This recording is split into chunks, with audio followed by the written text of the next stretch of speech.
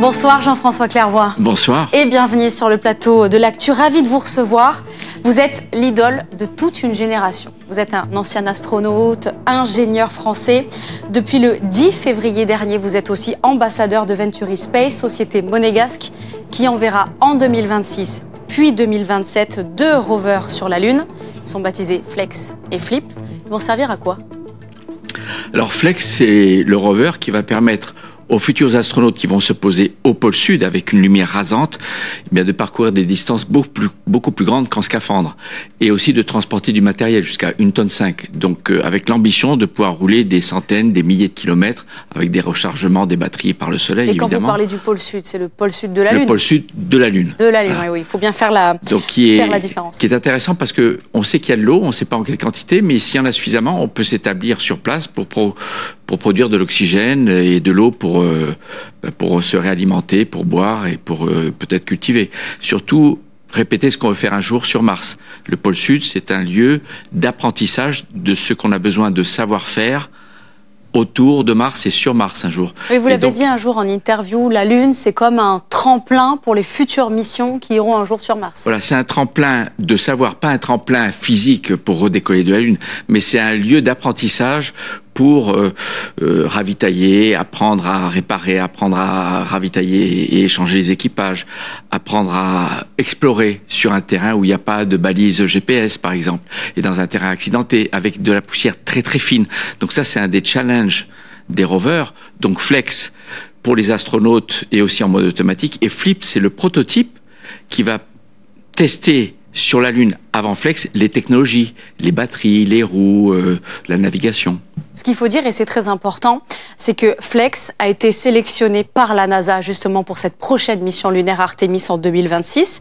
Est-ce que ça veut dire que la principauté de Monaco, au travers de Venturi Space, bien sûr, est capable d'apporter une expertise dans ce domaine auprès de la NASA ou de SpaceX, par exemple? Alors effectivement, le Flip, il y a à peine 6 mois, n'existait pas. Mais c'est quand la NASA a cherché un passager potentiel pour un atterrisseur qui va se poser près du pôle Sud, que Venturi Space a dit tout de suite, nous, dans un an, on vous donne un rover qui va fonctionner. Donc, c'est à la fois très audacieux, très ambitieux, et ça permet...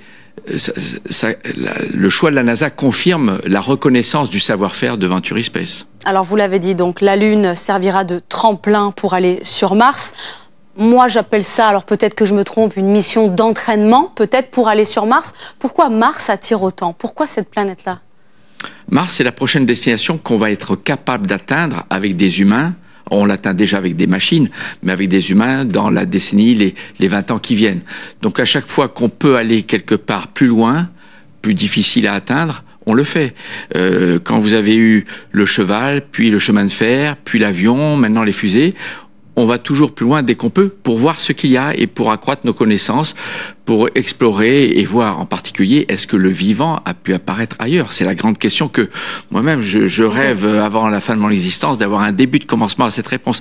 Et des humains sont beaucoup plus efficaces que les robots. Mais il faut d'abord les robots pour identifier le meilleur endroit où envoyer des humains dans un deuxième temps. Et à votre avis, quand est-ce qu'on pourra marcher sur Mars? Je pense que on va pouvoir faire voler des humains en orbite autour de Mars, comme on va commencer par envoyer des humains en orbite autour de la Lune avant de les poser à la surface, dans les 15 ans qui viennent, je pense. Mais se poser, c'est très difficile, mais dans les 20 ans qui viennent, ça devrait être possible si tous les projets très ambitieux lancés actuellement eh bien réussissent, avec peut-être quelques aléas, quelques échecs, mais on apprend des échecs et on est toujours plus fort après. Jean-François Clairvoy ou Billy Bob, ça c'est le nom de votre nom d'astronaute. Samedi prochain, nous serons le 12 avril.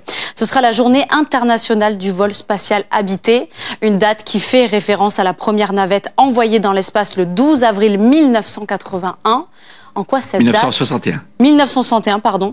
En quoi cette date a été un tournant dans la conquête de l'espace?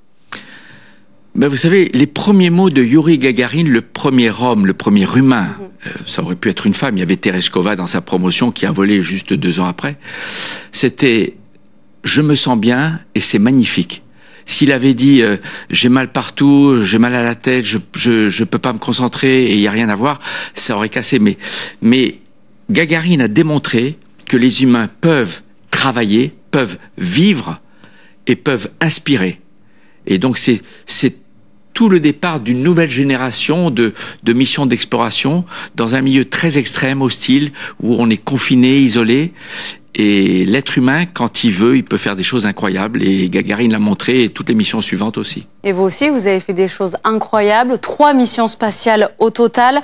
94 la première, 97 puis 99. Les chiffres sont assez dingues. 675 heures en orbite, 33 ans de carrière, 26 ans après votre dernier retour sur Terre. Est-ce que les souvenirs sont toujours là, les sensations aussi ? Ah oui, j'ai la chance d'avoir dans mes cases mémoire des émotions, des images, des réflexions sur notre condition d'humain, sur notre rôle dans l'histoire, dans notre agence, dans notre rôle d'ambassadeur de l'humanité, d'envoyé de l'humanité, comme souvent on nous définit, qui me permettent de revivre dans le détail toutes ces missions. Donc je m'y replonge très souvent dans mes souvenirs, mais je suis pas encore assez âgé pour être sûr de ne plus pouvoir repartir dans l'espace.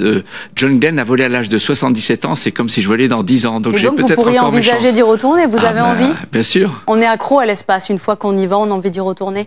Comme à toute expérience qui nous grandit et qui nous gratifie de la satisfaction d'avoir accompli sa mission avec succès et d'avoir servi la science et d'avoir servi notre société.